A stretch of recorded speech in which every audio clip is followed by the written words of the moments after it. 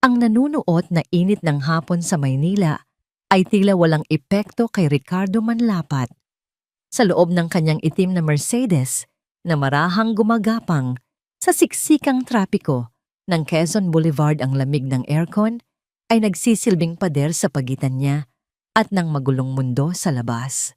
Sa edad na 72 ang tagapangulo ng tanyag na Manlapat Furnitures ay dapat sanay nagpapahinga na sa kanyang mansyon sa Forbes Park, ngunit may kung anong puwersa ang nagtulak sa kanya na bumalik sa lugar kung saan nagsimula ang lahat, ang Quiapo. Dito na lang, Tomas. Utos niya sa kanyang tapat na driver. Pero sir, delikado po rito at siksikan. Mahinang tugon ni Tomas habang inihinto ang sasakyan sa isang tabi malapit sa simbahan. Hindi sumagot si Ricardo. Bumaba siya ng sasakyan at agad siyang sinalubong ng ingay alikabok at pinaghalong amoy ng natutunaw na kandila, piniritong pagkain at pawis ng daan-daang taong naglalakad.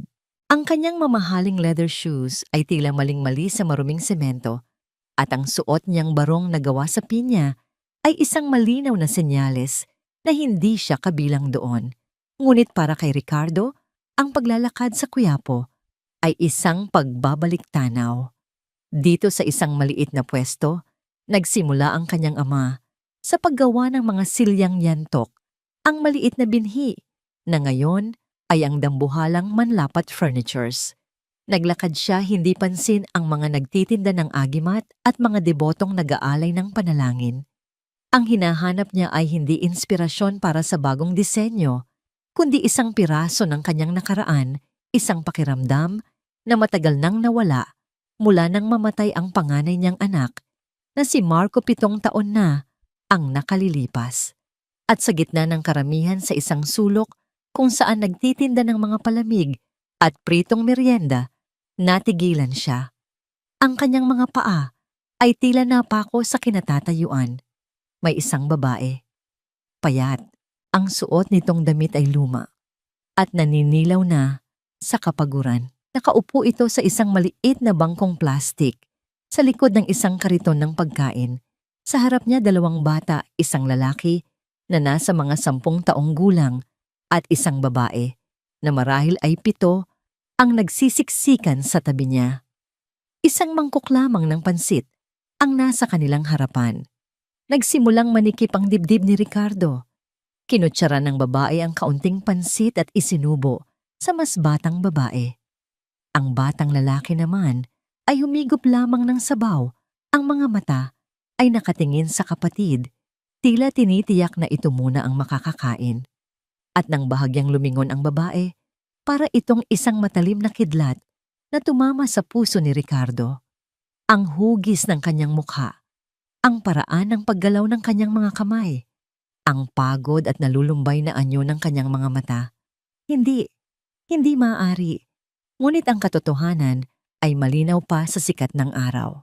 Ang babaeng iyon na mukhang pinagkaitan ng lahat ng pag-asa sa mundo ay walang iba kundi si Aya, ang kanyang manugang, ang babaeng asawa ng kanyang yumaong anak, ang babaeng tumakas 7 taon na ang nakalipas. Isang alon ng alaala ang bumalik sa kanya kasing pait ng apdo. Ang malamig na gabi ng burol ni Marco. Ang buong pamilya ay nagluluksa nang biglang dumating ang kanyang bunsong anak na si Daniel. Hingal na hingal at puno ng galit ang mukha. Itay tumakas po si Ate Aya. Sigaw ni Daniel noon, ang boses ay nanginginig. Nakita po namin ni Michelle May kasamang lalaki sumakay sa itim na kotse. At bukas po ang vault ninyo sa library. Wala na ang 5 milyong piso at ang mga alahas ni Mama. Ang mga salitang yon ay tumatak sa isip ni Ricardo na parang markang bakal. Ang sakit ng pagkawala ni Marco ay nadagdagan ng matinding galit at pagkasuklam. Si Aya, ang babaeng minahal ng kanyang anak, nang higit pa sa sarili, ay isang ahas. Isang magnanakaw. Isang taksil na hindi man lang hinintay na mailibing ang asawa nito bago tumakas kasama ang kanyang kalaguyo. Mula noon, isinumpa niya ang pangalan ni Aya. Ipinagbawal niya itong banggitin sa kanyang pamamahay. Ang mga larawan nito ay sinunog. Para sa kanya, patay na rin si Aya, kasama ang 2 batang isinama nito, ang kanyang mga apo. Ngunit ang tanawin sa harap niya ngayon ay sumisira sa lahat ng kanyang pinaniwalaan. Ang isang babaeng tumangay ng 5 milyon, bakit magtitinda ng pagkain sa bangketa? Ang isang babaeng may gintong alahas, bakit hahatiin ang isang mangkok ng pansit para sa 2 anak?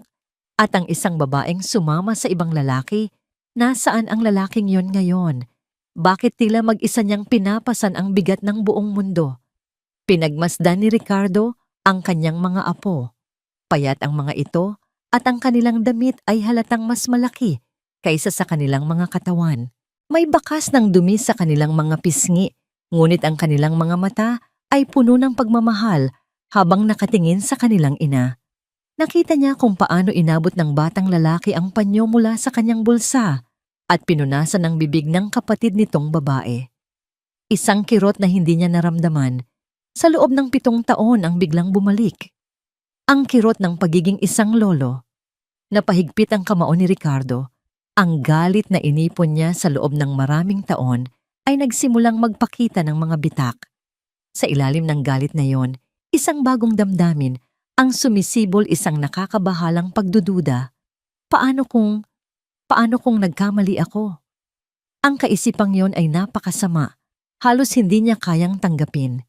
Ngunit habang tinitingnan niya ang pagod na mukha ni Aya at ang kahabag-habag na kalagayan ng kanyang mga apo, hindi na niya ito maiwasan.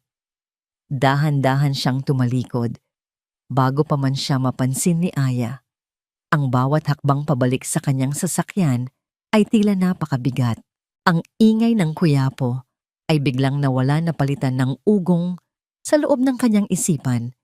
Pagsakay niya sa kotse, ang malamig na hangin mula sa aircon ay tila tumusok sa kanyang balat. Napansin ni Tomas ang pamumutla sa mukha ng kanyang amo. "Sir, okay lang po ba kayo?" Hindi sumagot si Ricardo. Nakatingin lamang siya sa bintana sa direksyon kung nasaan si Aya at ang mga bata na ngayon ay natatabunan na ng mga taong dumaraan.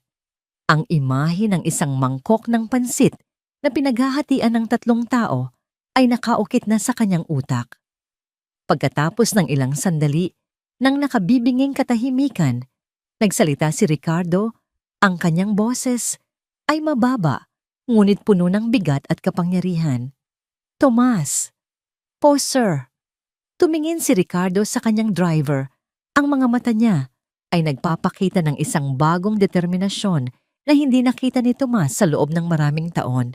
"Alamin mo ang lahat tungkol sa babaeng yan." Kinabukasan, ang katahimikan sa malawak na study room ni Ricardo ay tila mas mabigat kaysa karaniwan. Ang mga aklat na nakahanay sa pader na gawa sa nara at ang mga mamahaling antigo sa bawat sulok ay walang nagawa para pagaanin ang dumadagan sa kanyang dibdib. Hindi siya nakatulog. Ang imahe ni Aya at ng kanyang mga apo, payat pagod at naghahati sa isang mangkok ng pansit, ay paulit-ulit na naglaro sa kanyang isipan na parang isang sirang plaka. Eksaktong 8:00 ng umaga, marahang kumatok si Tomas bago pumasok. Ang mukha ng matandang driver ay seryoso at may hawak itong isang manipis na folder. "Sir, narito na po ang impormasyong ipinahanap ninyo." Sabi niya, inilapag ang folder sa malaking mesa ni Ricardo. Binuksan ito ni Ricardo.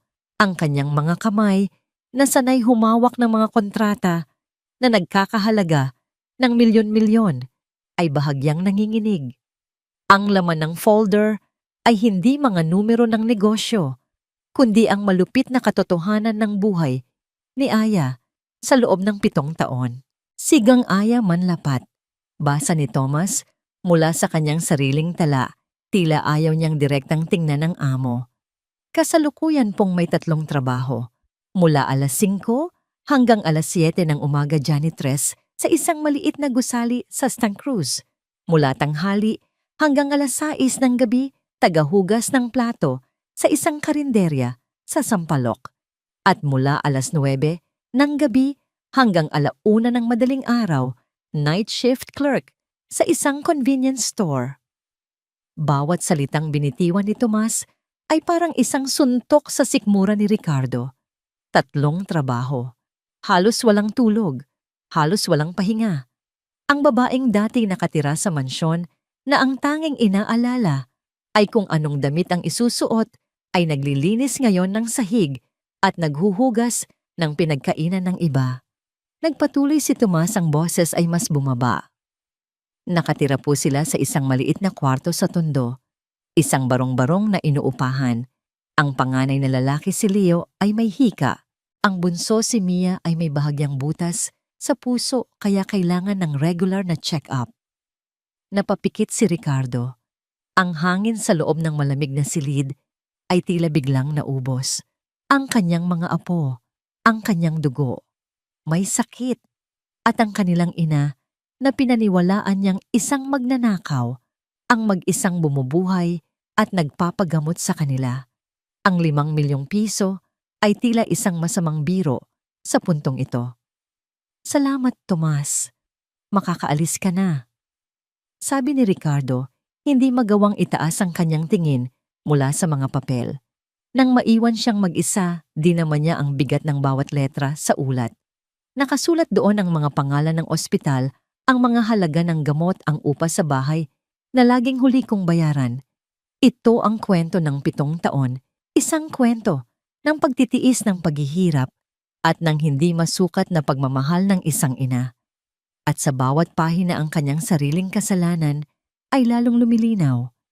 Hindi na niya natiis. Tomas, sigaw niya. Agad na pumasok ang driver. Po, sir. Ihanda mo ang sasakyan. Aalis tayo. Saan po tayo pupunta, sir? Sa Tondo. Sagot ni Ricardo, ang boses ay basag. Pero hindi tayo bababa. Gusto ko lang makita. Ang paglalakbay mula Forbes Park hanggang Tondo ay parang pagtawid sa 2 magkaibang mundo. Ang malalapad at malilinis na kalsada ay napalitan ng makikitid at mapuputik na eskinita. Ang mga dambuhalang mansyon ay naging magkakadikit na mga barong-barong na gawa sa yero at pinagtagpi-tagping kahoy.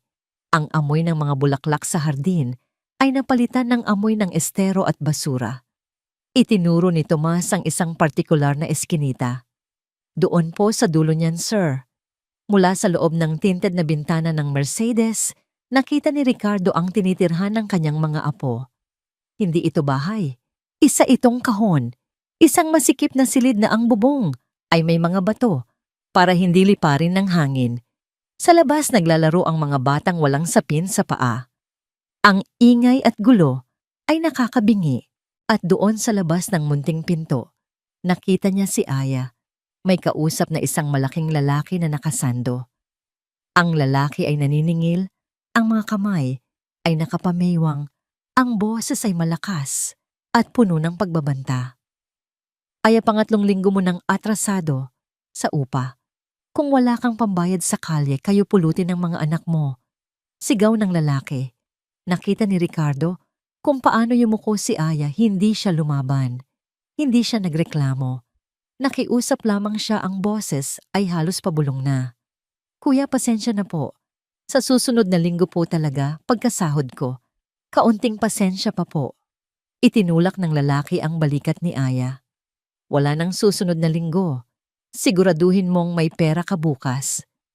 At umalis itong nagdadabog. Naiwan si Aya na nakatayo roon nanginginig. Saglit itong napasandal sa dingding na papikit na parang pasan ang buong daigdig. Pagkatapos ay huminga ito ng malalim, pinunasan ng gilid ng kanyang mata at pumasok sa loob ng kanilang masikip na tahanan. Si Ricardo Manlapat, ang taong kayang bumili ng buong gusaling iyon, sa isang piraso lang ng tseke, ay nakaupo lang sa kanyang kotse, walang magawa. Ang bawat hibla ng kanyang pagkatao ay gustong bumaba sugurin ng lalaking iyon at isampal dito ang pera. Gusto niyang hilahin si Aya at ang mga bata palayo sa impyernong iyon, ngunit hindi niya magawa. Ang pagpapakita niya ay magbubukas ng isang kahon ng mga tanong na hindi pa siya handang sagutin. Ang kahihiyan, ang katotohanan na sa loob ng 7 taon, hinayaan niyang mangyari ito. Umuwi na tayo, Tomas. Utos niya ang boses ay garalgal. Ang biyahe pabalik ay mas tahimik, mas mabigat. Pagdating sa mansyon, dumiretso si Ricardo sa kanyang study. Isinara niya ang pinto, tila gustong takasan ang lahat, lalo na ang kanyang sarili. Ang kanyang mga mata ay napadako sa isang maliit na baul na gawa sa kahoy ng kamagong nakapatong sa isang estante. Ito ang baul ng mga alaala ni Marco. Dahan-dahan niya itong kinuha ang alikabok. Sa ibabaw nito ay isang paalala ng mahabang panahong hindi niya ito binuksan. Umupo siya sa kanyang silya at binuksan ang baul. Sa loob na roon ang paboritong relo ni Marco, ang kanyang college diploma at ilang mga litrato. Ngunit sa ilalim ng lahat ng iyon, may isang maliit at nakatuping papel. Isang sulat. Ang sulat na ibinigay sa kanya ni Marco isang linggo bago ito maaksidente, isang sulat na minsan niya lang binasa at pagkatapos ay isinantabi dahil sa pag-aakalang isa lamang itong drama ng anak.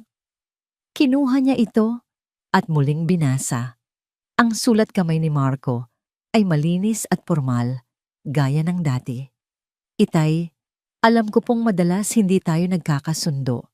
Alam ko pong sa tingin ninyo ay masyado akong malambot, lalo na pagdating kay Aya.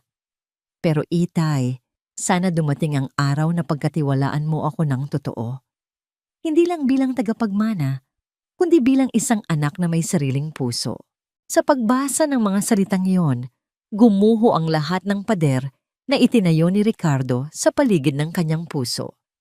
Ang hiling ni Marco noon ay ang mismong bagay na ipinagkait niya hindi lang sa anak kundi pati na rin sa asawa nito. Hindi niya pinagkatiwalaan si Marco sa pagpili nito ng asawa.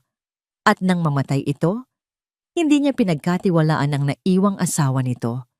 Ang bigat ng 7 taon ng maling akala ng galit ng pagwawalang bahala ay bumagsak sa kanya ng sabay-sabay. Doon sa gitna ng kanyang marangyang silid, sa harap ng mga alaala ng kanyang yumao na anak, humagulgol si Ricardo Manlapat.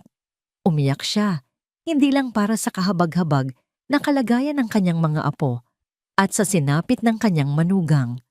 Umiyak siya para sa kanyang anak na si Marco, na ang tanging hiling ay ang kanyang tiwala. Isang bagay na ipinagkait niya hanggang sa huling sandali. Higit sa lahat, umiyak siya para sa kanyang sarili, para sa katigasan ng kanyang puso at sa pagkabulag niya sa katotohanan. 7 taon. 7 taong pagdurusa na siya mismo ang may kagagawan dahil sa isang kasinungalingang pinili niyang paniwalaan ng walang pag-aalinlangan.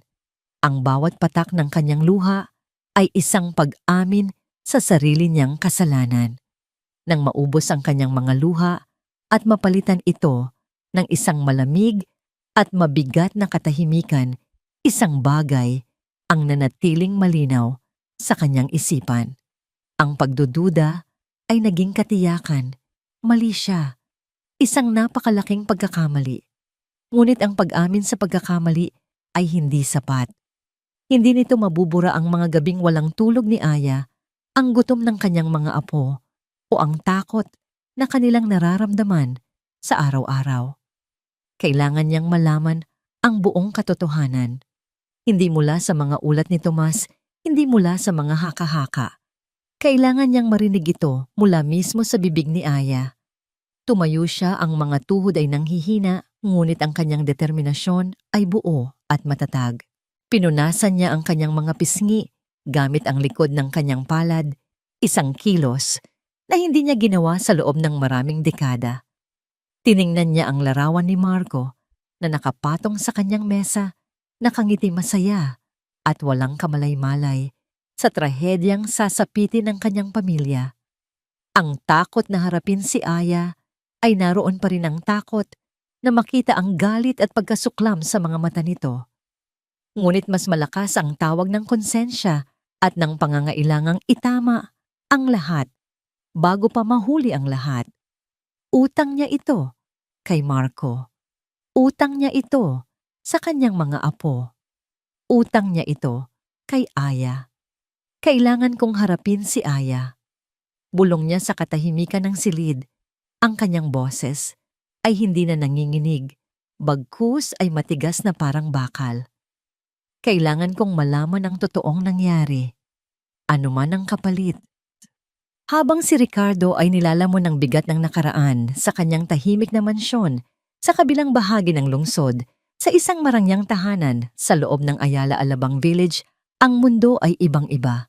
Dito ang sikat ng araw ay hindi tumatagos sa mga butas-butas na yero, kundi sa matataas na salaming bintana na nagbibigay tanaw sa isang asul na swimming pool at isang hardin na inalagaang mabuti. Ito ang paraiso ni na Daniel at Michelle Manlapat. Nakaupo si Michelle sa isang mamahaling sofa, abala sa pag-scroll sa kanyang tablet, tinitingnan ang mga bagong disenyo ng mga European furniture. Si Daniel naman, ang nakababatang anak ni Ricardo, ay kalalabas lang mula sa gym sa loob ng kanilang bahay. May tuwalya sa kanyang balikat at pawis na kumikinang sa kanyang matipunong katawan. I think we should invest in that new condo development in BGC, Hon. Sabi ni Michelle, hindi inaalis ang tingin sa screen. The returns look promising. Whatever you want, Hon. My promotion to Executive Vice President is almost a done deal. We have the money to burn, sagot ni Daniel mayabang ng ngumiti habang sinasalinan ang sarili ng malamig na tubig. Ang buhay nila ay perpekto. Isang larawan ng tagumpay at kasaganaan na pinaghirapan ni Daniel na buuin sa loob ng 7 taon. Mula nang mamatay ang kanyang kapatid na si Marco, siya na ang naging kanang kamay ng ama, ang inaasahang tagapagmana ng imperyo ng Manlapat Furnitures. Ang lahat ay nasa ayos. Ang lahat ay nasa ilalim ng kanyang kontrol. O iyon ang akala niya. Biglang tumunog ang telepono ni Michelle. Nakarehistro ang pangalan, Yaya Melds, isa sa mga matatandang katulong sa mansyon ng kanyang biyenan. Sinagot niya ito, ang boses ay bahagyang iritado. Hello, bakit Yaya Melds? I'm busy. Sa kabilang linya ang boses ng matanda ay pabulong at nag-aalala. Ma'am Michelle, pasensya na po sa abala. Pero kasi po, si Sir Ricardo po. What about him? Naiinip na tanong ni Michelle. Kanina pa po kasi siya balisa. At nagtanong po siya sa akin kanina. Naramdaman ni Michelle ang kaba. Nagtanong, tungkol saan? Tinanong niya po kung may balita raw po ba ako sa babae sa Quiapo. Bulong ng katulong. Hindi ko po alam ang isasagot ko, ma'am. Kinakabahan po ako sa mga tingin ni Sir. Ang tablet ay biglang nahulog mula sa kamay ni Michelle at lumagapak sa makapal na carpet. Ang dugo ay tila umakyat lahat sa kanyang ulo. Ano, sigurado ka ba sa sinasabi mo? Opo, ma'am. Paulit-ulit po niyang binanggit. Yung babae raw po na may dalang mga bata. Napatayo si Michelle, ang mukha ay namumutla. Okay, sige. Huwag kang magpapahalata. Huwag kang magsasalita kahit kanino. Ibababa ko na. Anong problema? Tanong ni Daniel. Napansin ang biglang pagbabago sa kilos ng asawa. It's your father. Nanginginig na sabi ni Michelle. Nagtatanong siya. Tungkol sa babae sa Quiapo. Alam na niya. Daniel, alam na niya.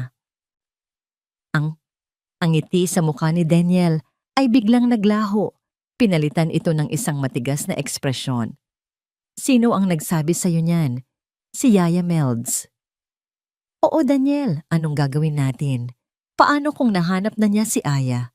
Paano kung magsalita ang babaeng yon? Ang lahat ng ito. Ikinumpas niya ang kamay sa kanilang marangyang sala. Mawawala ang lahat ng ito. Lumapit si Daniel at hinawakan ng mahigpit ang mga balikat ng asawa. Kalma ka lang, Michelle. Huwag kang magpanik. Paano ako kakalma? Sigaw niya. 7 taon. 7 taon tayong nabuhay sa kasinungalingang ito. Akala ko ba, sinabi mo, na imposibleng mahanap pa siya? At ano naman kung nahanap siya? Ganti ni Daniel ang boses, ay mababa ngunit may diin. Isang hamak na tagabenta lang ng pansit laban sa salita ko. Kanino maniniwala si Itay? Sa isang magnanakaw o sa sarili niyang anak na nag-alaga sa kumpanya sa loob ng 7 taon. Sinubukan niyang pakalmahin si Michelle, ngunit sa likod ng kanyang mga mata may isang anino ng pag-aalala na hindi maitago. Ang kanyang ama ay hindi isang ordinaryong tao. Kapag may gusto itong alamin, hindi ito tumitigil. Matanda na si Itay na. Dagdag ni Daniel mas para sa sarili niya kaysa kay Michelle. Nagiging sentimental lang yon. Marahil ay namiss lang niya ang mga apo niya. Hayaan mo lang siya. Lilipas din yan. Ngunit alam nilang pareho na hindi iyon ganoon kasimple. Ang binhi ng takot ay naitanim na sa kanilang paraiso. Samantala sa Forbes Park matapos ang kanyang emosyonal na pagbagsak, si Ricardo ay kumikilos na ng may bagong layunin. Kinuha niya ang kanyang telepono at dinial ang isang numero na matagal na niyang hindi tinatawagan. Eric, si Ricardo to. Sa kabilang linya ang boses ay malalim at nagulat. Ricardo, pare, napatawag ka. Akala ko nakalimutan mo na ang numero ko mula nang magretiro ako. Si Eric Vargas ay ang dati niyang kaibigan at retiradong hepe ng pulisya, 1 taong pinagkakatiwalaan niya ng buong buo. Hindi ako magpapaligoy-ligoy pa, Eric. Sabi ni Ricardo, ang boses ay seryoso. Kailangan ko ang tulong mo. Isang pabor na kailangang manatili sa ating dalawa lang. Tungkol saan? Nagbuntong hininga si Ricardo. Tungkol sa kaso 7 taon na ang nakalipas. Ang pagnanakaw sa bahay ko noong namatay si Marco. Natahimik si Eric. Akala ko ba sarado na ang kasong yon? Hindi ba't ikaw na mismo ang nagsabi na huwag nang palakihin dahil ayaw mo ng iskandalo?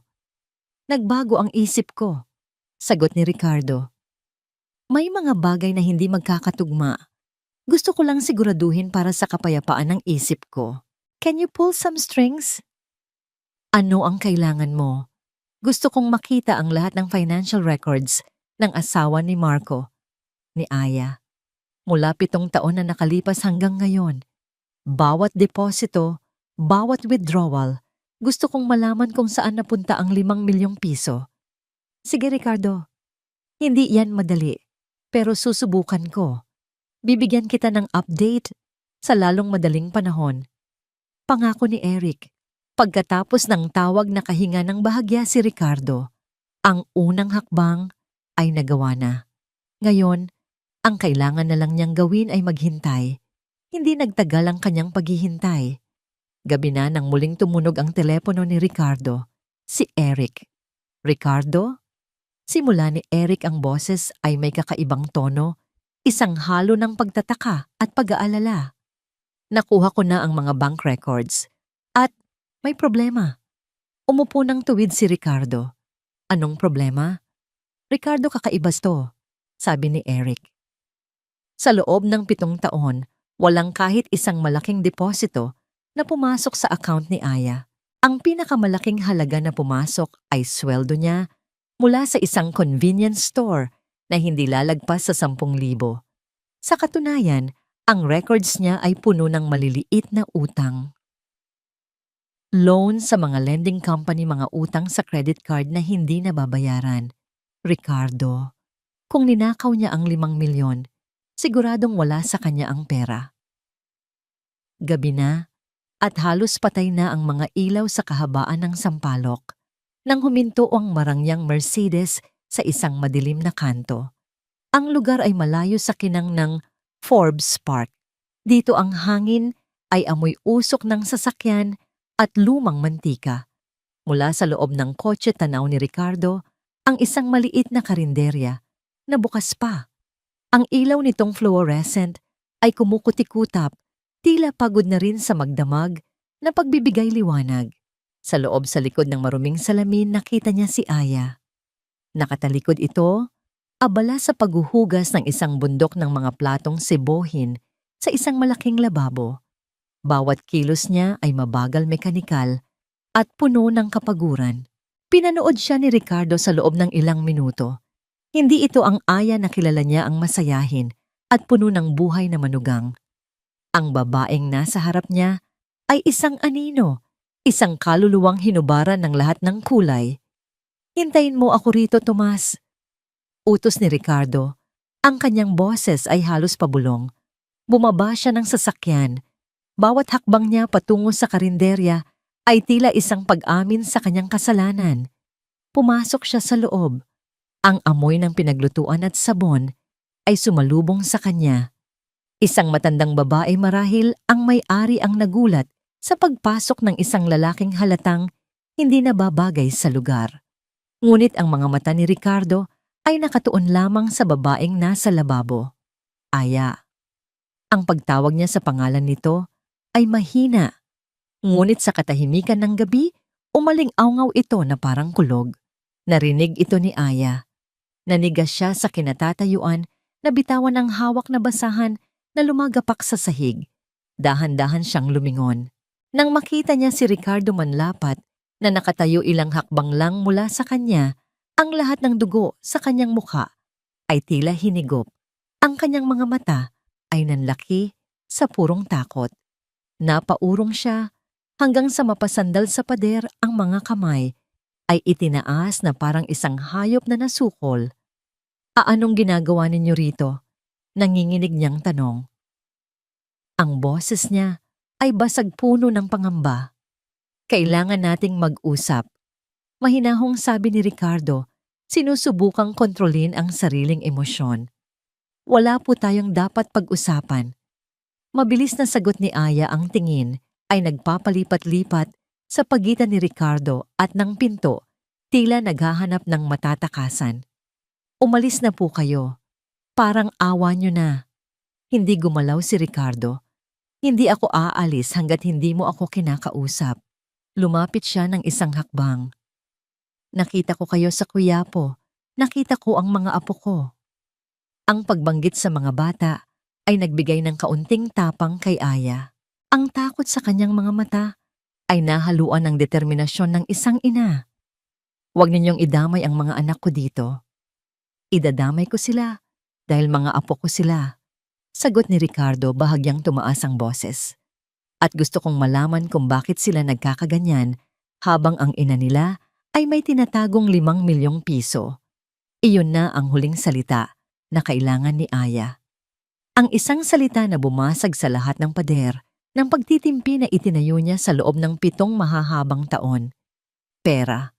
Sa lahat ng nangyari, pera pa rin ang unang lumalabas sa bibig ng lalaking ito. Isang tawa, isang tawang walang saya, mapait at puno ng sakit ang kumawala sa kanyang lalamunan. Pera. Ulit niya ang boses ay nanginginig sa galit na ngayon lang niya naramdaman. "Pera pa rin ba ang nasa isip ninyo matapos ang 7 taon? Matapos ang lahat ng paghihirap namin? Matapos kong magtrabaho na parang kalabaw para lang may maipakain sa mga anak ko? Pera pa rin ang hinahanap ninyo sa akin?" Ang kanyang mga mata ay nagsimulang mamula.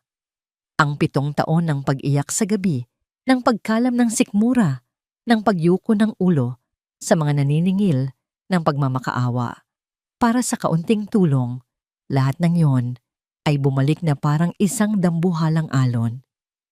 "Wala akong kinuha," sigaw niya, at sa pagkakataong ito, ang kanyang boses ay buo na malakas at umalingaw-ngaw sa loob ng maliit na karinderya. Ang matandang may-ari ay napaurong sa isang sulok, takot na manood. "Wala akong kinuhang pera. Kailanman ay hindi ninyo ako pinaniwalaan. Hindi ninyo pinaniwalaan si Marco nang piliin niya ako, at lalong hindi ninyo ako pinaniwalaan nang mamatay siya para sa inyo. Isa lang akong magnanakaw, isang taksil." Ang bawat salita ay isang latigo. Para kay Ricardo, ang mga ito ay mas matalas pa sa anumang patalim. At pagkatapos sa isang mabilis na kilos na dala ng matinding emosyon, dinampot ni Aya ang baso ng malamig na tubig na nasa isang mesa sa tabi niya at walang pag-aatubiling isinaboy ito sa mukha ni Ricardo manlapat. Splash! Ang buong mundo ay tila huminto. Ang malamig na tubig ay tumulo mula sa buhok. At mukha ni Ricardo, bumabasa sa kanyang mamahaling barong. Ang kanyang mga mata ay nanlalaki sa gulat.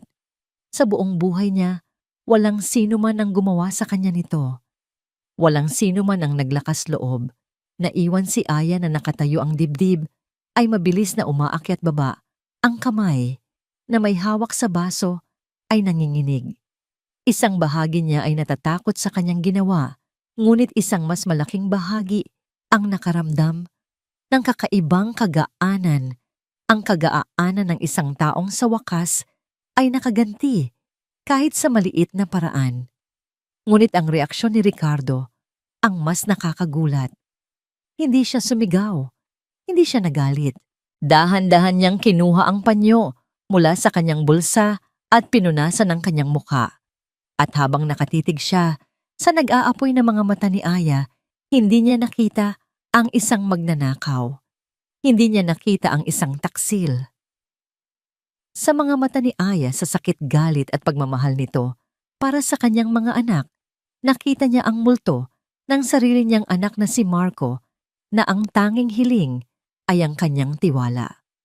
Naintindihan na niya, ang galit ni Aya ay hindi galit ng isang taong may kasalanan. Ito ang sigaw ng isang taong inosente na masyadong matagal nang sinaktan. Ibinaba ni Ricardo ang kanyang panyo. Ang otoridad sa kanyang boses ay nawala, napalitan ng isang bagay na mas malalim, isang bagay na puno ng pagsisisi. Tama ka, sabi niya. Ang boses ay halos hindi marinig. Hindi kita pinaniwalaan.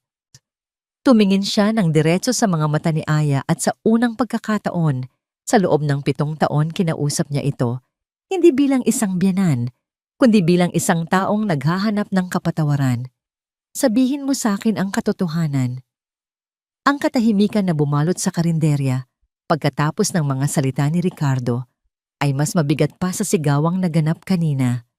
Dinala ni Ricardo si Aya sa isang maliit na mesa sa sulok, malayo sa mapanuring tingin ng matandang may-ari. Doon sa ilalim ng kumukutikutap na ilaw, nagsimulang ikwento ni Aya ang bangungot ng gabing iyon. 7 taon na ang nakalipas. Patay na si Marco, pero parang hindi ko pa rin matanggap. Simula niya ang boses ay nanginginig pa rin, ngunit meron ng bahid ng kalinawan. Ang lahat ay parang isang masamang panaginip. Pagkatapos ng burol ng gabi, bago ang libing, habang mahimbing na natutulog ang mga bata, may kumatok sa kwarto ko. Si Daniel. Naalala niya ang malamig at kalkuladong tingin sa mga mata ng kanyang bilas. Wala itong bahid ng kalungkutan, tanging isang determinasyon na nakapagpakilabot sa kanya. Sabi niya, "Ate Aya, kailangan mong umalis." Pagpapatuloy ni Aya, ang mga luha ay muling namumuo sa kanyang mga mata. Sabi ko, bakit ako aalis dito, ang pamilya ko? Pero ngumisi lang siya. Isang ngisi na hinding-hindi ko malilimutan. Huminga siya ng malalim bago sabihin ang mga salitang sumira sa kanyang buhay. Sabi niya, wala ka ng pamilya dito. At kung hindi ka aalis ngayon din, sisiguraduhin kong pati ang mga anak mo madadamay. Aksidente ang nangyari kay kuya. Di ba alam mo ang aksidente kahit saan pwedeng mangyari? Sa daan, sa eskwelahan, kahit sa loob ng bahay. Ang banta ay malinaw. Hindi ito isang simpleng pakiusap. Ito ay isang hatol. Natakot ako, sir. Umamin si Aya, ang tingin ay nasa sahig. Hindi para sa sarili ko, kundi para kina Leo at Mia. Kaya ng gabing iyon, habang ang lahat ay abala, ginising ko ang mga anak ko. Wala akong dinala, kundi ang damit sa katawan namin at kaunting pera sa pitaka ko. Tumakas kami. Hindi dahil magnanakaw ako, kundi dahil isa akong ina na gustong protektahan ang kanyang mga anak. Ang bawat salita ni Aya ay tila isang punyal na sumasaksak sa puso ni Ricardo. Ang kwento ay perpektong nag-uugnay sa lahat ng kanyang natuklasan. Ang pagiging kontrabida ng kanyang bunsong anak ay hindi na isang hinala, kundi isang malamig at nakakakilabot na katotohanan. Samantala, ang balita ng pagkikita ni Ricardo At ng babae sa Quiapo ay mabilis na nakarating kay Michelle sa pamamagitan ng mga tsismis ng mga katulong. Hindi na siya mapakali. Ang mga kasiguruhan ni Daniel na lilipas din yan ay walang epekto. Alam niyang kailangan niyang gawin ang isang bagay. Kung hindi kayang kontrolin ni Daniel ang sitwasyon, siya mismo ang kikilos. Kinabukasan habang si Aya ay naghahanda ng murang almusal para sa kanyang mga anak sa kanilang masikip na tahanan sa Tondo, isang marangyang puting van ang huminto sa dulo ng kanilang eskinita.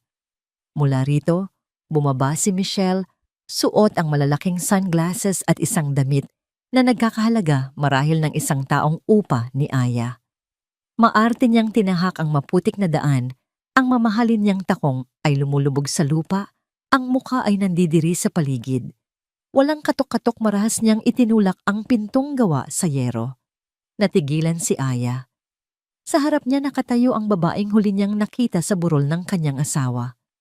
Si Michelle na ngayon ay may daladalang aura ng kapangyarihan at paghamak. So ito pala ang lungga mo. Sabi ni Michelle, ang tingin ay nililibot ang kabuuan ng maliit na silid na may halong pandidiri. Kawawa ka naman. Mukhang hindi naging maganda ang buhay mo kasama ang kalaguyo mo. Napatayo si Aya, itinago sa kanyang likuran ang mga anak na takot na nakatingin. Anong kailangan mo, Michelle? Simple lang. Sabi ni Michelle, lumapit at inilapag sa maliit na mesa ang isang makapal na brown envelope. Pera. 10 milyon cash. Kunin mo yan, kunin mo ang mga anak mo at maglaho kayo. Pumunta kayo sa probinsya sa ibang bansa kahit saan. Basta huwag ka nang magpapakita pa kay Itay. Huwag ka nang gugulo. Tiningnan ni Aya ang pera, pagkatapos ay tumingin siya ng diretso sa mga mata ni Michelle. Ang takot na dati niyang nararamdaman ay napalitan na ng isang bagong tuklas na tapang. Hindi ko kailangan ng pera mo. Matigas na sabi ni Aya.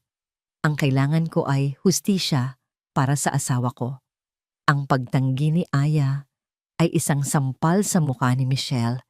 Hindi niya akalain na ang kahabag-habag na babaeng ito ay may lakas ng loob na tumanggi sa ganito kalaking pera.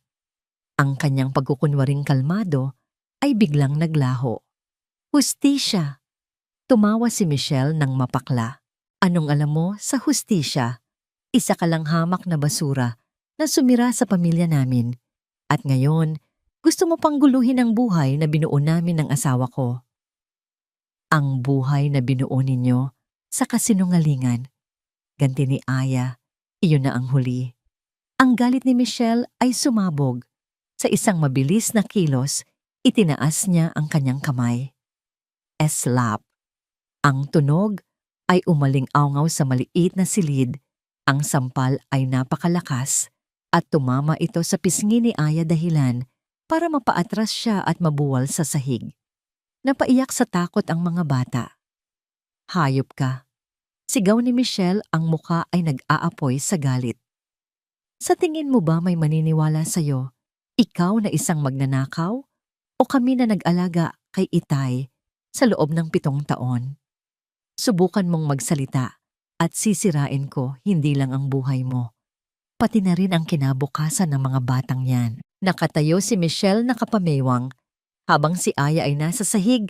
Hawak ang namumula niyang pisngi, ang mga luha ay tumutulo, hindi dahil sa sakit, kundi sa matinding galit at kawalan ng magawa.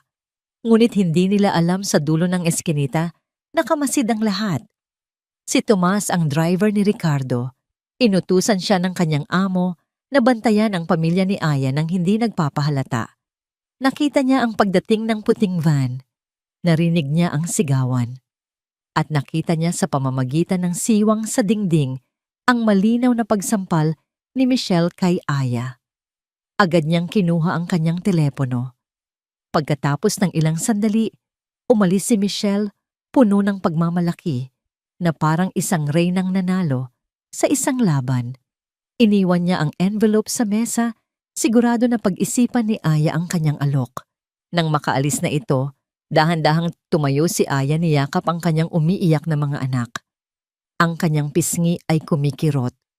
Ngunit ang kanyang puso ay mas lalong tumigas. Hindi na siya ang dating Aya na madaling takutin.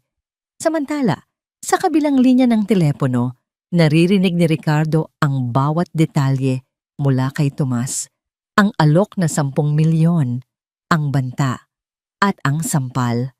Ang kamao ni Ricardo ay kumuyom ng napakahigpit sa ibabaw ng kanyang mesa, ang mga ugat sa kanyang braso ay lumitaw.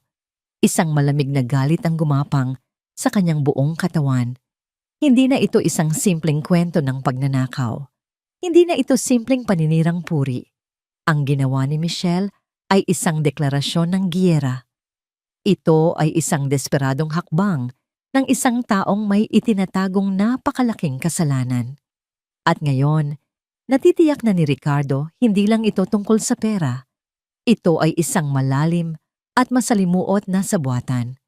At handa na siyang gibain ng lahat para malaman ang katotohanan. Ang galit na naramdaman ni Ricardo matapos malaman ang ginawa ni Michelle ay parang gasolina na nagsindi ng mas malaking apoy sa kanyang determinasyon. Tapos na ang panahon ng pag-aalinlangan. Ngayon ay panahon na para sa isang walang awang paghahanap sa katotohanan. Kinabukasan, maaga pa lang, ay kasama na niya si Eric, ang kanyang retiradong kaibigan, patungo sa pinakapuso ng kanyang imperyo, ang main office ng Manlapat Furnitures sa Makati. Ang pagdating niya ay hindi inanunsyo.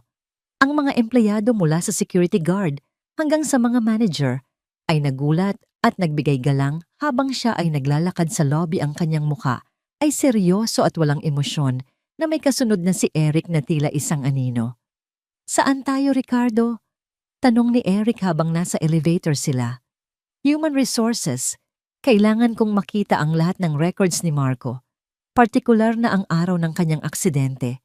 Sagot ni Ricardo, ang boses ay matigas. Ang HR department ay nagkagulo sa kanilang biglaang pagdating. Agad na inilabas ang 201 file ni Marco. Umupo si Ricardo at Eric sa isang conference room at isa-isang sinuri ang mga dokumento, attendance leave forms, travel orders. Walang anumang kakaiba. "Walang saysay ito, Eric," sabi ni Ricardo na iinip. "Mga papel lang to. Kailangan nating makausap ang isang taong nandoon." "Ang kanyang sekretarya," mungkahi ni Eric. "Oo, hanapin ninyo si Miss Elena Reyes, ang huling sekretarya ni Marco." Utos ni Ricardo sa HR manager. Makalipas ang kalahating oras, isang babaeng nasa mga huling bahagi ng kanyang 30s ang pumasok sa conference room. Si Elena Reyes. Siya ay nanatili sa kumpanya ngunit inilipat sa ibang departamento matapos ang pagkamatay ni Marco. Ang kanyang mukha ay nagpapakita ng kaba at paggalang. "Mr. Manlapat, sir, pinapatawag niyo raw po ako." Sabi niya, nanginginig ang boses. "Huwag kang matakot, Elena." Mahinahong sabi ni Ricardo. "Gusto ko lang magtanong tungkol sa araw na naaksidente si Marco. 7 taon na ang nakalipas." Ang pagbanggit sa araw na yon ay nagpabago sa anyo ni Elena. Ang kaba ay napalitan ng isang malalim na lungkot at isang bakas ng pagkakasala ang gumuhit sa kanyang mga mata. "Ano ang natatandaan mo sa araw na yon?" tanong ni Ricardo. Nag-atubili si Elena. Tumingin siya sa sahig pagkatapos ay sa kanyang mga kamay. "Sir, matagal na po yon." "Elena," sabi ni Ricardo, ang boses ay mas malumanay ngunit may diin. "Anumang maliit na detalye ay mahalaga. Pakiusap." Humugot ng malalim na hininga si Elena, tila nag-iipon ng lakas ng loob. "Ang natatandaan ko po, masaya si Sir Marco ng araw na yon. Katatapos lang ng isang malaking deal. Dapat po ay maaga siyang uuwi dahil may usapan sila ni Ma'am Aya." Tumango si Ricardo. "Oo, naaalala ko. Pero hindi siya umuwi ng maaga, hindi ba lumabas siya?" Dito nagsimulang manginig ang labi ni Elena. "Opo, sir. Bigla po siyang umalis. Nagmamadali. Balisang balisa." "Bakit?" tanong ni Eric, sumingit sa usapan. "Ano ang dahilan?" Tumingin si Elena kay Ricardo. Ang kanyang mga mata ay puno ng pagsisisi. "Sir, patawarin niyo po ako.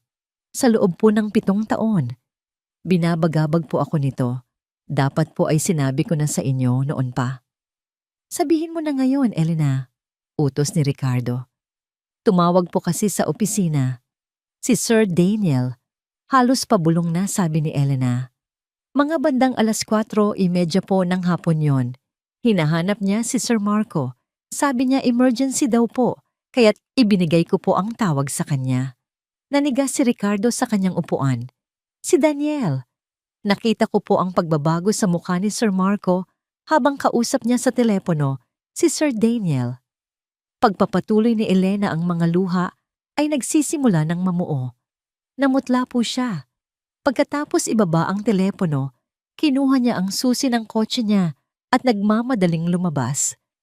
Tinanong ko po kung saan siya pupunta, kung ano ang nangyari. At ano ang sinabi niya. Halos hindi makahingang tanong ni Ricardo. Tumingin si Elena nang diretso kay Ricardo. Ang mga luha ay tuluyan ng bumagsak. Sabi niya po, si Itay, inatake sa puso si Itay sa Tagaytay. Kailangan ko siyang puntahan. Ang mga salita ay parang isang malakas na suntok na nagpatigil sa pag-ikot ng mundo ni Ricardo. Tagaytay. Atake sa puso. Isang kompletong kasinungalingan. Agad na bumalik sa alaala ni Ricardo ang araw na yon. Hindi siya inatake sa puso. Hindi man lang siya nagpunta sa Tagaytay. Ang araw na yon, mula umaga hanggang gabi, ay kasama niya ang mga kasosyo sa negosyo sa Wakwak Golf and Country Club sa Mandaluyong. Naglalaro sila ng golf. Ang katawan ni Ricardo ay nanlamig. Ang dugo ay tila umalis sa kanyang mukha. Isang napakalinaw at nakakakilabot na larawan ang nabuo sa kanyang isipan si Marco na puno ng pag-aalala para sa kanyang ama na nagmamaneho ng mabilis ang isip ay wala sa daan dahil sa kasinungalingang sinabi ng sarili niyang kapatid. Sir, okay lang po ba kayo? Nag-aalalang tanong ni Elena. Hindi sumagot si Ricardo. Tumingin siya kay Eric at nakita niya sa mga mata ng kanyang kaibigan ang parehong pagkabigla at pagkaunawa. Ni-record ba ang mga tawag sa opisina noon? Mabilis na tanong ni Eric kay Elena. Umiling si Elena. Hindi po.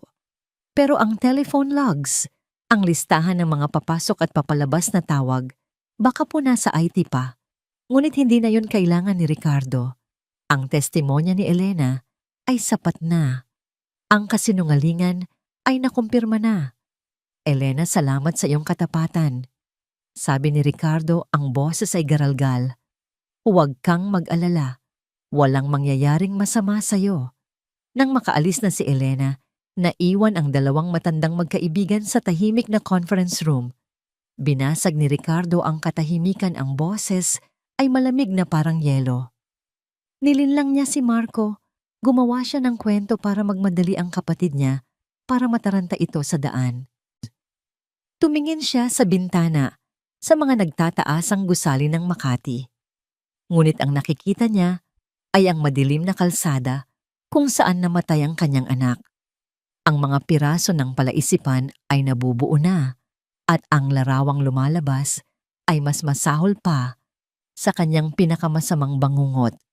Ang pagkawala ng pera, ang pagtakas ni Aya, ang banta kay Aya, at ngayon, ang kasinungalingan sa telepono.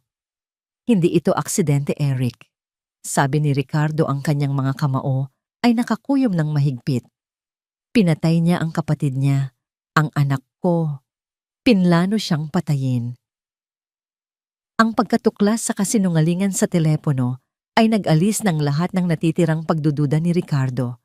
Hindi na ito isang tanong kung paano namatay si Marco, kundi isang paghahanap sa patunay kung paano siya pinatay.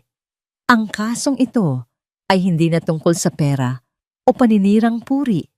Ito ay tungkol sa pagpatay sa sariling kapatid, ang pinakamabigat na kasalanan sa lahat. Naging isang multo si Ricardo sa loob ng sarili niyang kumpanya.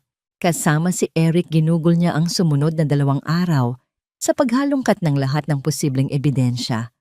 Ang kanyang obsesyon ay iisa, kailangan niya ng pisikal na katibayan, isang bagay na hindi maitatanggi, isang bagay na magpapakita sa buong mundo ng tunay na kulay ni Daniel. CCTV, sabi ni Ricardo isang umaga, habang sila ni Eric ay nasa conference room, napapaligiran ng mga bunton ng dokumento.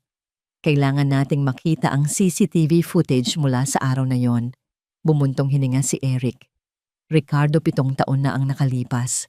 Ang standard operating procedure sa karamihan ng kumpanya ay tinatapon ang mga lumang footage pagkatapos ng 2 o 3 taon para makatipid sa server space.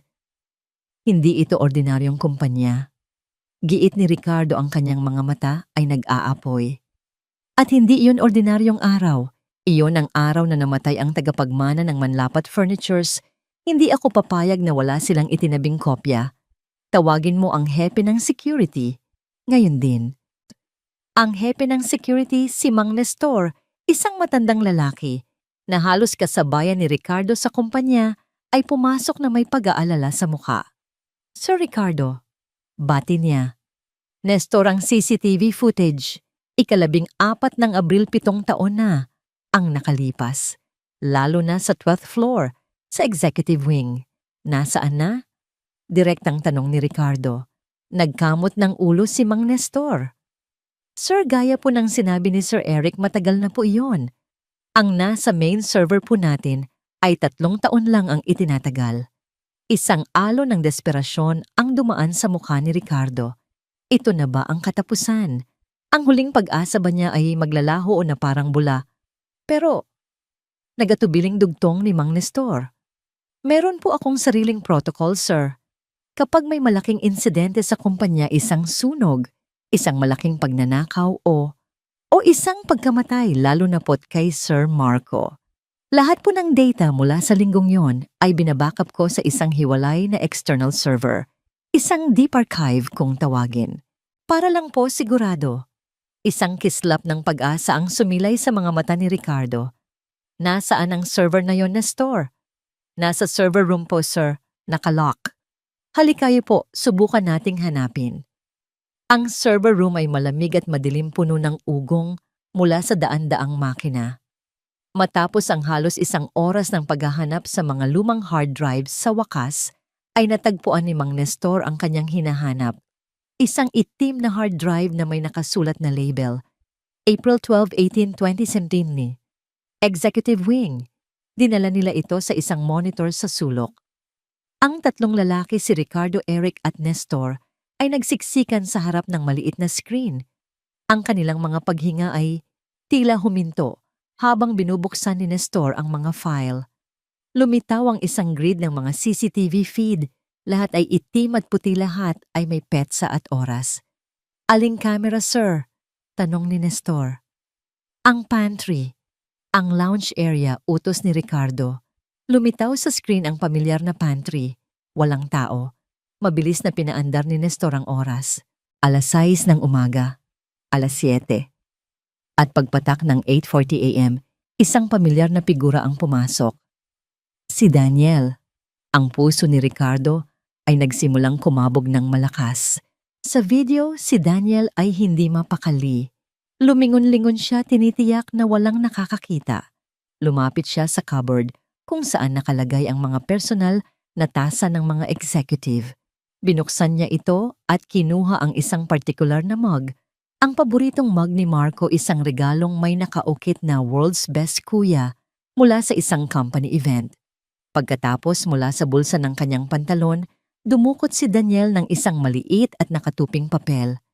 Maingat niyang ibinuhos ang laman nito, isang uri ng puting pulbos sa loob ng tasa ni Marco. Hindi ito malinaw dahil sa mababang kalidad ng video, ngunit ang kilos ay hindi maikakaila. Mabilis niyang ibinalik ang tasa. Sa eksaktong pwesto nito, muling sinilip ang paligid at nagmamadaling lumabas. Diyos ko, bulong ni Eric. Hindi makapagsalita si Ricardo. Ang kanyang mga mata ay nanlalaki nakatitig sa screen. Pinaandar pa nila ang oras. 9:15 a.m. Pumasok si Marco sa pantry. Masaya ito, sumisipol pa habang papalapit sa coffee machine. Kinuha niya ang kanyang paboritong mug, nagtimpla ng kape, at umupo sa isang mesa habang nagbabasa sa kanyang telepono. Ininom niya ang kape. Isang halinghing ng sakit ang kumawala sa lalamunan ni Ricardo. Pinapanood niya ang sarili niyang anak na umiinom ng lason. Ang hallway, Nestor. Hapon, utos ni Eric na pansin ang pamumutla ni Ricardo. Inilipat nila ang view sa hallway camera sa labas ng opisina ni Marco. Oras 4:35 p.m. Bumukas ang pinto ng opisina ni Marco. Lumabas siya. Ngunit hindi na siya ang masayang Marco kaninang umaga. Ang kanyang paglakad ay hindi pantay. Napahawak siya sa pader para suportahan ang sarili. Nang mapaharap siya sa kamera, ang kanyang muka ay maputla at nalilito. Ang parking garage, garalgal na, sabi ni Ricardo. Ang huling video ay mula sa basement parking. Nakita nila si Marco na hirap maglakad patungo sa kanyang kotse. Nang buksan niya ang pinto, halos mabuwal siya papasok. Napaupo siya sa driver's seat, hindi gumagalaw ng halos 1 minuto, ang ulo ay nakasandal sa manibela. Pagkatapos dahan-dahan niyang pinaandar ang kotse at umalis ang pagmamaneho, ay halatang hindi dire-diretso. Iyon na, ang huling beses na nakita siyang buhay. Hindi na kinaya ni Ricardo. Napasandal siya sa pader, ang kanyang mga binti ay tila naging halaya. Napahawak siya sa kanyang dibdib, hirap na hirap huminga. Ang sakit. Ang sakit ng panunood sa unti-unting paghihirap ng kanyang anak na dulot ng sarili nitong kapatid ay hindi masukat. Ricardo. Nag-aalalang sabi ni Eric. Inaalalayan siya. Ito na yon, Ricardo. Sabi ni Eric, ang boses ay matigas. Ang smoking gun, ito ang patunay ng premeditation. Ito ang magpapakulong kay Daniel habang buhay. Si Ricardo ay umiiyak na tahimik, ngunit puno ng pait. Ang lahat ng piraso ng puzzle ay kompleto na. Ang imahe ay malinaw na isang larawan ng kasakiman, inggit at pagtataksil. Habang sinusubukan ni Ricardo na muling ipunin ang kanyang sarili, biglang tumunog ang kanyang telepono. Isang nakakabinging ingay sa malamig na server room. Nanginginig niyang kinuha ito mula sa kanyang bulsa. Hindi rehistrado ang numero, ngunit sinagot niya pa rin. Hello. Sa kabilang linya, isang boses na puno ng takot. Si Aya. Sir Ricardo, tulong po. Sigaw niya humihikbi. Si Daniel. Nandito po siya sa labas ng bahay namin. Sinusubukan niyang sirain ang pinto. Tulong. Natatakot po ako para sa mga anak ko. Ang sigaw ng takot ni Aya sa kabilang linya ay parang kidlat na gumising sa nanlalambot na diwa ni Ricardo. Ang personal na sakit ay biglang napalitan ng isang mapanganib na kalmado. Ang kanyang mga apo ay nasa panganib. Kailangan niyang kumilos. Aya, makinig ka sa akin. Sabi niya, ang boses ay matatag at puno ng awtoridad na nagpakalma kahit paano sa babaeng nasa kabilang linya. Huwag kang magbubukas ng pinto. Magkunwari kang papayag ka sa gusto niya. Sabihin mong kukunin mo na ang pera at aalis na kayo. Bilhin mo ang oras mo. Papunta na ako dyan. Pagkatapos ibaba ang telepono, agad siyang tumawag kay Tomas, na palihim niyang pinabantay sa lugar ni Aya mula pa noong insidente ni Michelle. Tomas, huwag kang magpapakita, pero siguraduhin mong walang sino man ang makakapasok sa bahay ni Aya. Kung kailangan, tumawag ka ng pulis. Sumunod, bumaling siya kay Eric. Eric, kailangan ko ng pabor mo. Ang pinakamalaki sa lahat. 1 oras ang lumipas. Ang gabi ay bumagsak na sa lungsod. Sa study room ng mansyon ng mga manlapat, ang parehong silid kung saan si Ricardo ay umiyak dahil sa pagsisisi. Ilang araw lang ang nakalipas, ay may nagaganap na isang tahimik ngunit napakatensyonadong tagpo. Dumating si Daniel, ang muka ay nagpapakita ng pagtatagumpay. Nagtagumpay siyang takutin si Aya. Sigurado siyang sa wakas ay aalis na ito. Pumasok siya sa study, handa nang marinig ang magandang balita. Mula sa kanyang ama, marahil ang pag-anunsyo ng kanyang promotion. o ang tuluyang paglilipat ng pamamahala ng kumpanya sa kanya. Itay, pinatawag niyo raw po ako. Sabi niya umupo sa silyang katapat ng malaking mesa ng kanyang ama. May maganda po ba kayong balita? Hindi sumagot si Ricardo. Nakatitig lang ito sa kanya, ang mga mata ay malamig at hindi mabasa. Sa ibabaw ng mesa sa pagitan nilang dalawa ay nakapatong ang isang laptop. Bago tayo mag-usap tungkol sa magandang balita, simula ni Ricardo ang boses ay mababa. May gusto muna akong ipanood sa'yo. Isang lumang home video para mareminis natin ang nakaraan. May pagtataka sa mukha ni Daniel ngunit ngumiti lang siya. Sige po, Itay. Pinindot ni Ricardo ang play. Ang unang lumabas sa screen ay hindi isang masayang alaala. Ito ay isang itim at puting video mula sa CCTV ng pantry ng kumpanya 7 taon na ang nakalipas. Ang ngiti sa mukha ni Daniel ay biglang naglaho. Pinanood niya na parang isang manonood sa sarili niyang bangungot ang kanyang sarili na maingat na naglalagay ng pulbos sa tasa ng kanyang kapatid. Pinanood niya ang masayang pagpasok ni Marco, ang pag-inom nito ng kape. Pinanood niya ang kapatid na naglalakad ng pasuray-suray sa hallway, ang mukha ay puno ng pagkalito at sakit. Iitigil niyo yan. Utal ni Daniel, ang kulay ay umalis na sa kanyang mukha. Ano yan? Saan niyo nakuha yan? Ngunit hindi pinansin ni Ricardo ang kanyang pakiusap. Ang huling eksena, si Marco sa parking lot, hirap na hirap bago sumakay sa kotse na magiging ataul nito. Pinindot ni Ricardo ang pause. Ang imahe ni Marco na nakasandal sa manibela ay nanatiling nakatitig sa kanila mula sa screen. Ano ang inilagay mo sa kape niya, Daniel? Tanong ni Ricardo. Ang boses ay kalmado, ngunit may nakatagong bagsik. Nanginginig si Daniel, ang pawis ay nagsimulang mamuo sa kanyang noo. Wala po, asukal lang yan. Alam niyo namang mahilig sa matamis si Kuya. Asukal ulit ni Ricardo. Ang asukal ba ay nakakapaglakad sa isang tao na parang lasing? Ang asukal ba, Daniel, ang dahilan kung bakit tumawag ka sa kanya at nagsinungaling na inatake ako sa puso sa Tagaytay? Ang mukha ni Daniel ay nagpapakita na ng purong sindak. Nahuli na siya. Alam na ng kanyang ama ang lahat. Hindi ko. Huwag kang magsinungaling.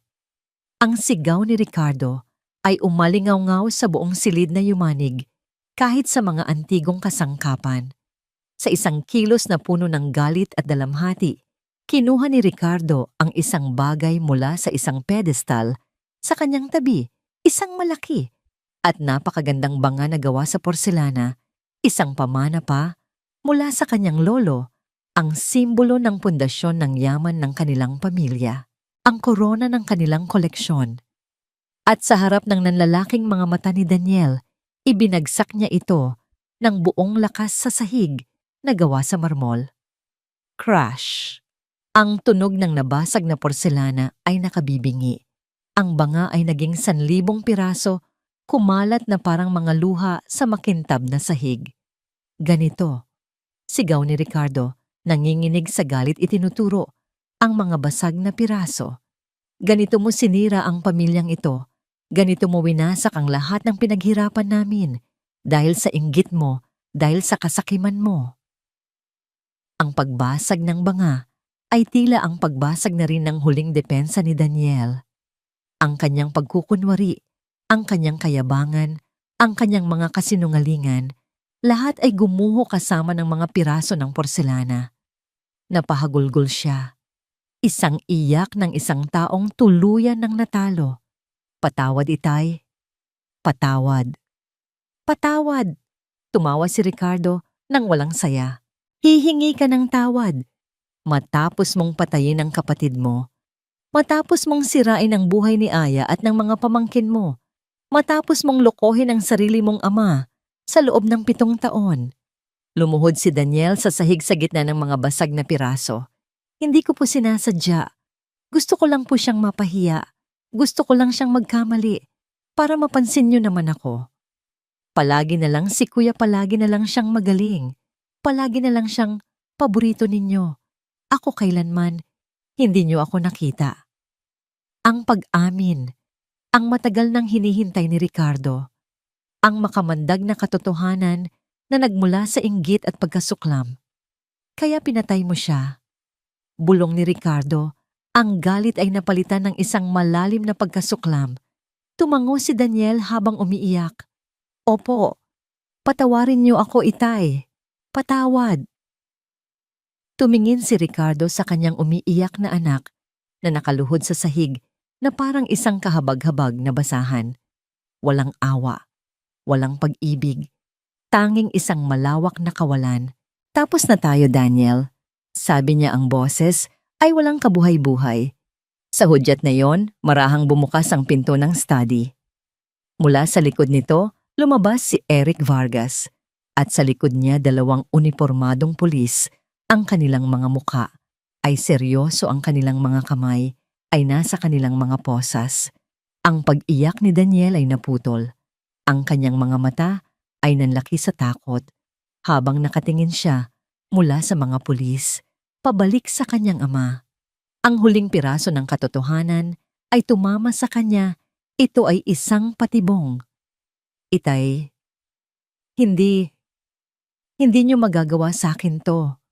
Tinalikuran siya ni Ricardo. Hindi na kita anak. Habang dinadampot ng mga pulis si Daniel at pinupusasan ng kanyang mga sigaw at pagmamakaawa, ay umalingaw-ngaw sa mansyon mga tunog na hinding-hindi malilimutan ni Ricardo. Ngunit hindi na siya lumingon pa. Nakatayo lang siya, nakatalikod habang ang mga piraso ng kanilang nasirang pamilya ay nakakalat sa kanyang paanan. Ang tunog ng sirena ng pulis na papalayo mula sa mansyon ng mga manlapat, ang hudyat ng pagtatapos ng isang kabanata at ang simula ng isang kabanatang mas tahimik ngunit marahil ay mas mahirap. Ang balita ng pag-aresto kay Daniel Manlapat, ang EVP ng Manlapat Furnitures para sa pagpatay sa sarili nitong kapatid 7 taon na ang nakalipas ay kumalat na parang apoy sa alta sosyedad at sa mundo ng negosyo. Pagkaalis ng mga pulis kasama si Daniel na sumisigaw ng mga sumpa at pagmamakaawa ang mansyon, ay binalot ng isang nakabibinging katahimikan. Si Michelle na dumating matapos ipaalam ng isang katulong ay sumalampak sa sahig ng sala humahagulgol nang walang tigil. Ang kanyang perpektong mundo, ang kanyang paraiso, ay gumuho sa isang iglap. Tiningnan lamang siya ni Ricardo nang walang emosyon. Umalis ka sa bahay na ito. Sabi niya, ang boses ay malamig at walang awa.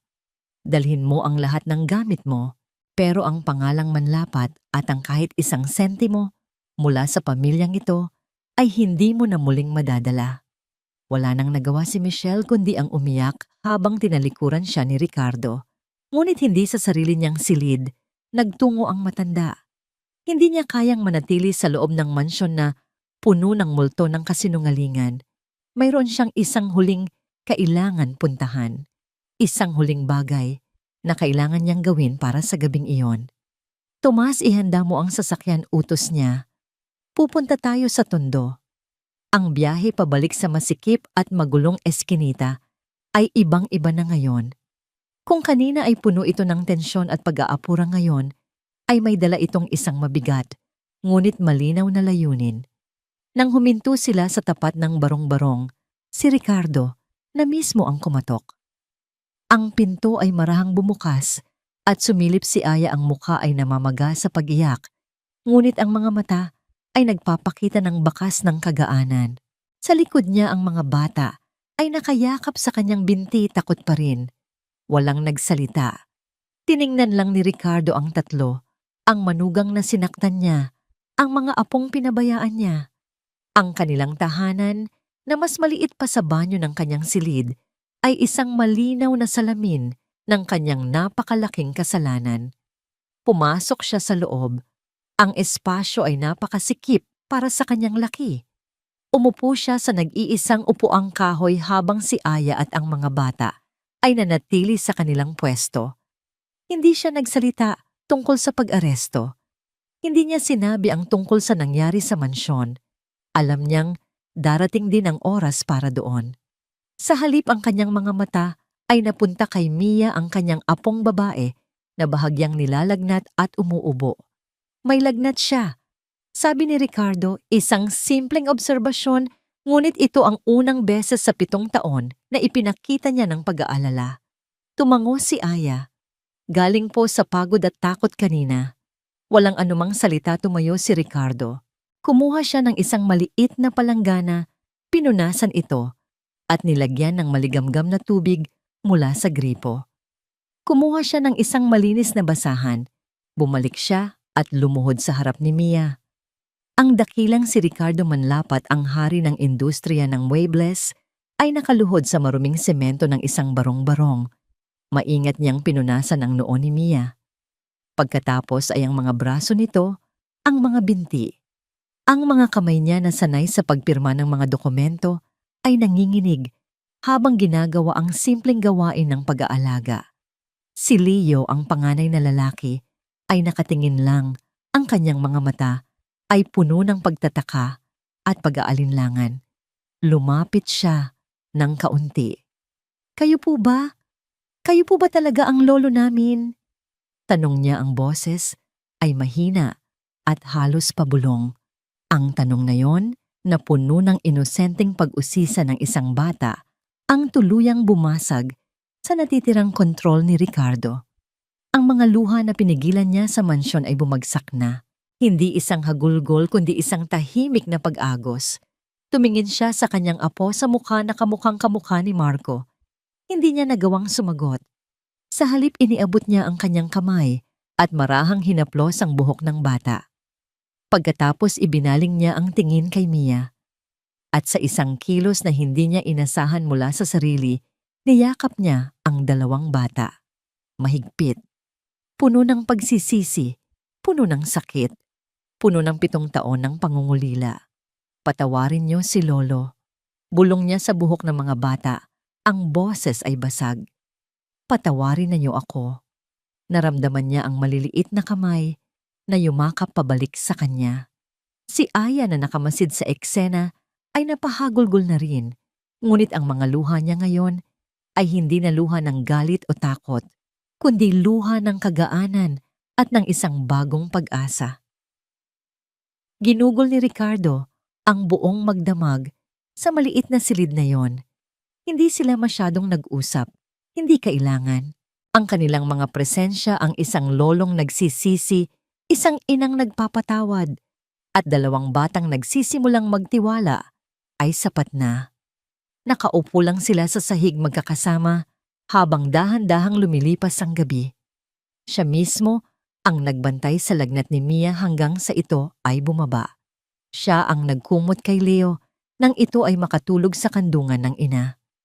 Para sa kanya ang mahabang gabing iyon sa tondo ay isang penitensya, isang kinakailangang pagdanas, tahirap, na ipinagkait niya sa kanila sa loob ng napakaraming taon. Nang magsimulang mamuti ang langit at mag-umpisang marinig ang ingay ng mga naghahanda para sa panibagong araw, tumayo si Ricardo. Ang kanyang likod ay masakit, ang kanyang mga kaso-kasuan ay naninigas, ngunit ang kanyang puso ay mas magaan kaysa dati. Tumingin siya kay Aya na gising pa rin at nakatingin sa kanya, ang mga mata ay may bakas ng pagod, ngunit meron ding bagong liwanag. Tapos na ang gabi. Mahinang sabi ni Ricardo. Tumango si Aya. Opo. Oras na para umuwi, dagdag ng matanda. Hindi isang tanong kundi isang pahayag. Hindi nag-atubili si Aya. Walang pag-aalinlangan. Dahan-dahan niyang ginising ang kanyang mga anak. Leo, Mia, gising na. Bulong niya. Uuwi na tayo. Inaantok na tumingin ang mga bata sa paligid sa kanilang masikip na silid. Nasa bahay na po tayo, Mama, sabi ni Leo. Umiling si Aya at sa unang pagkakataon, sa loob ng 7 taon, isang tunay na ngiti ang sumilay sa kanyang mga labi, isang namangiting umabot hanggang sa kanyang mga mata. Hindi, anak. Ngayon pa lang tayo. Uuwi sa totoong bahay. Lumabas sila mula sa barong-barong habang ang araw ay sumisikat. Ang mga kapitbahay na naghahanda para sa kanilang araw-araw na gawain ay napahinto. Nagtataka sa tanawin si Aya at ang kanyang 2 anak kasama ang isang matandang lalaki na halatang makapangyarihan na marahang inaalalayan sila patungo sa isang mamahaling itim na kotse na naghihintay sa dulo ng eskinita. Walang anumang dala si Aya, walang damit, walang gamit. Iniwan niya ang lahat sa loob ng maliit na silid na naging saksi sa kanyang 7 taong pagdurusa. Habang papalayo ang sasakyan, tiningnan niya ang barong-barong sa huling pagkakataon. Hindi ito isang malungkot na paalam, kundi isang paglaya. Ang sikat ng araw ng umaga ay tumatagos sa bintana ng kotse, nagbibigay liwanag sa kanilang mga mukha. Ang mahabang gabi ay sa wakas ay natapos na, ngunit alam nilang lahat na ang daan tungo sa paghilom ay nagsisimula pa lamang. Lumipas ang 3 buwan. Ang iskandalo ng pamilya Manlapat ay unti-unting nawala sa mga headline na palitan ng mga bagong balita, ngunit ang epekto nito ay nanatili. Ang paglilitis kay Daniel ay naging mabilis. Sa harap ng hindi maikakailang ebidensya ang CCTV footage ang testimonya ni Elena at ang kanyang sariling pag-amin na nai-record, hinatulan siya ng habambuhay na pagkabilanggo. Walang anumang pagsisisi sa kanyang mukha. Nang ibaba ang hatol, tanging isang malamig na pagtanggap ng kanyang kabiguan. Ang Manlapat Furnitures ay dumaan sa isang matinding pagsubok. Ang tiwala ng mga kliyente at ng publiko ay nayanig. Ngunit si Ricardo Manlapat, sa kabila ng kanyang edad at personal na trahedya, ay muling bumalik sa timon. Mas determinado siya ngayon, hindi para palaguin pa ang kanyang yaman, kundi para muling itayo ang isang bagay na halos mawasak ang legasiya ng kanyang pamilya, isang legasiya na gusto niyang ipamana ng malinis sa kanyang mga tunay na tagapagmana. Ang pinakamalaking pagbabago ay nangyari sa loob ng mansyon sa Forbes Park. Ang dating tahimik at malungkot na tahanan ay napuno na ng mga bagong tunog, ang halakhak ng mga bata na naghahabulan sa malawak na hardin, ang tunog ng telebisyon na nagpapalabas ng cartoons at ang masayang usapan tuwing hapunan. Si Leo at Mia ay namumukadkad. Sa tamang pagkain pahinga at walang patid na gamutan, ang kalusugan nila ay bumuti ng husto. Ang hika ni Leo ay halos hindi na umaatake at ang puso ni Mia ayon sa mga doktor ay unti-unting lumalakas. Pumasok sila sa isang magandang paaralan at sa unang pagkakataon sa kanilang buhay, naranasan nilang maging mga bata. Lamang walang alalahanin sa pera o sa sakit. At si Aya, ang pagbabago sa kanya ay kahanga-hanga. Ang dating takot at pagod na babae sumi ay nawala na. Pinalitan ito ng isang babaeng may kumpiyansa na ang mga mata ay puno ng determinasyon. Hindi siya nagpakalunod sa marangyang buhay. Sa halip araw-araw siyang nag-aaral. Nagpaturo siya kay Ricardo tungkol sa pagpapatakbo ng negosyo, binabasa ang mga libro tungkol sa finance at management. Nagsimula siya bilang isang anino sa tabi ni Ricardo sa mga meeting, ngunit di nagtagal ang kanyang matatalas na obserbasyon at natural na talino ay napansin ng lahat. Hindi na siya si Aya ang byuda ni Marco, kundi si Gioning. Manlapat ang kinabukasan ng kumpanya. Isang hapon ng Oktubre, habang ang araw ay papalubog at nagbibigay ng ginintuang kulay sa kalangitan, dinala ni Ricardo ang kanyang mga apo sa sementeryo. Ito ang unang beses na dinala niya sila sa puntod ni Marco. Ang puntod ay malinis na papaligiran ng mga puting bulaklak. "Lolo, sino po yan?" Tanong ni Mia, itinuturo ang pangalang nakaukit sa lapida Marco Manlapat. Umupo si Ricardo sa damuhan, isinandal ang likod sa lapida. Ikinandong niya si Mia habang si Leo naman ay umupo sa tabi niya. "Siya ang papa ninyo." Sagot ni Ricardo, ang boses ay malumanay. "Ang papa ninyo ay isang mabuting tao. Masayahin siya at mahal na mahal niya kayo, kahit hindi niyo na siya masyadong naaalala. Nagsimula siyang magkuwento. Hindi tungkol sa trahedya, kundi tungkol sa buhay. Ikinuwento niya kung paano mahilig maglaro ng basketball si Marco, kung paano nito laging sinusunog ang niluluto niyang fried rice, kung paano ito kumanta para kay Aya noong nililigawan pa lang niya ito. Sa bawat kwento ang imahe ng isang ama na nawala ay unti-unting nabubuo sa isipan ng mga bata. Gusto niya sanang makita kayong lumaki. Pagtatapos ni Ricardo, ang isang patak ng luha ay tumulo mula sa kanyang mata. At sigurado ako, kung nasaan man siya ngayon, masaya siya at ipinagmamalaki niya kayong dalawa. At lalo na ang mama ninyo, niyakap ni Leo ang kanyang lolo. Mahal ka rin po namin, Lolo. Ang simpleng mga salitang yon mula sa kanyang apo, ang pinakamahalagang gantimpala na natanggap ni Ricardo sa buong buhay niya. Ito ang kapatawarang hindi niya hiningi ngunit kusang loob na ibinigay. Ang huling eksena ay naganap ng gabing iyon. Ang hapagkainan na dati isang mahaba at malungkot na piraso ng kahoy na para lamang sa isang tao ay puno na ngayon. Sa gitna nakaupo si Ricardo, sa kanyang kanan si Aya, sa kanyang kaliwa si Leo at Mia. Hindi na sila kumakain sa formal na dining hall. Sa halip inilipat nila ang isang mas maliit na mesa sa garden veranda kung saan nararamdaman nila ang sariwang hangin at naririnig ang tunog ng mga kuliglig. Lolo, pwede po bang ako naman ang mag-lead ng prayer? Masayang tanong ni Mia. Siyempre, apo. Nakangiting sagot ni Ricardo. Nag-usal ng isang simpleng dasal ang bata, nagpapasalamat sa pagkain sa kanilang bahay, sa kanyang mama at sa kanyang lolo. Pagkatapos ng dasal, nagsimula silang kumain. Ang kanilang tawanan at kwentuhan ay umalingaw-ngaw sa katahimikan ng gabi. Walang nang marangyang pagkukunwari, walang mga nakatagong sikreto.